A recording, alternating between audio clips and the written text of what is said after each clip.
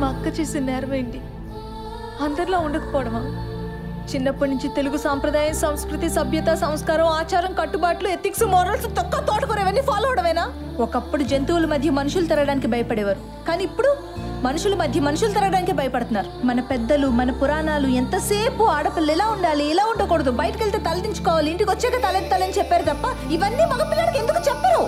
Road మీద ఆడది కనిపించినప్పుడు తల దించుకోరా అని ఆడికి కూడా చెప్పుంటే ఇన్ని ఘోరాలు జరిగేవో కాదేమో. ఒక ఆడపిల్ల సెల్ ఫోన్ లో మాట్లాడితే చాటుగా ఉండి అబ్జర్వ్ చేసే తల్లిదండ్రులు, ఒక మగపిల్లాడు రాత్రంతా తలుపేసుకుని కంప్యూటర్ ముందర ఏం చేస్తున్నాడో, ఏం చూస్తున్నాడో ఎవరైనా పట్టించుకుంటున్నారా? ఆడపిల్ల విషయంలో లేని నమ్మకం ఏంటి? మగపిల్లాడు విషయంలో ఉన్న భరోసా ఏంటి? మా మీద పెట్టే నిఘాలో 10% వాళ్ళ మీద పెట్టుంటే ఆడపిల్లల మీద ఇన్ని ఘోరాలు జరిగేవి కాదు. మా అక్కలంటే ఎంతో మంది బలైపోయేవారు కాదు.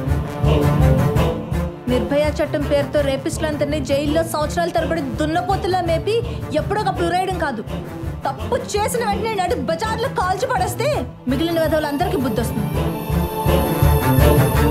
మా అక్క చనిపోయింది, మా నాన్న బెంగతో మంచాన పడ్డాడు, ఇంకొక అమాయకుడు బలవుతున్నాడు. వీటన్నిటికీ కారణమైనాడు మాత్రం హ్యాపీగా ఉన్నాడు. Is it fair? Is it fair? Is it fair? అవును మేడం, వాడిని ఊరికి వదలకూడదు. కానీ వాడికి ఉన్న డబ్బు, బలం, ఇన్ఫ్లుయెన్స్ మనకు తెలుసు కదా, వాడిని ఏం చేయగలం? అలా వదిలేస్తే ఎలాగబయ్యా? వాడిని ఏదో ఒకటి చెయ్యాలి. ఇదేం సినిమా కాదు రివెంజ్ ప్లాన్ చేయడానికి. ఇదే సినిమా అయితే, వాడే విలన్ అయితే, ఆ సినిమాకి మనమే రైటర్స్ అయితే, జైల్లో ఉన్న మధు అమాయకుడు నిరూపించడానికి ఎలాంటి ప్లాన్లు వేస్తాం, ఎలాంటి స్కెచ్లు వేస్తాం, ఆ రమేష్ రావుకి ఎలాంటి ఫినిషింగ్ ఇస్తాం, మన క్రియేటివిటీ దానికి వాడదాం. కరెక్ట్ భయ్యా, మనకున్న ప్యాషన్ ని, క్రియేటివిటీని వాడే క్రిమినల్ కి శిక్ష పడేలా చేద్దాం. ఓకే భయ్యా, నా దగ్గర ఐడియా ఉంది, దానికి మీ అందరి హెల్ప్ కావాలి. మేము రెడీ. నేను రెడీ రా. అంజలి గారు, మీదే కీలక పాత్ర, మీరు రెడీయా? నేను కూడా రెడీ.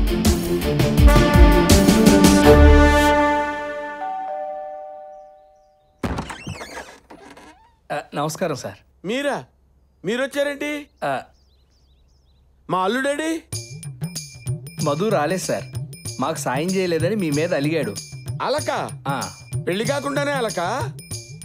ఇంతకీ మీకేం కావాలరా?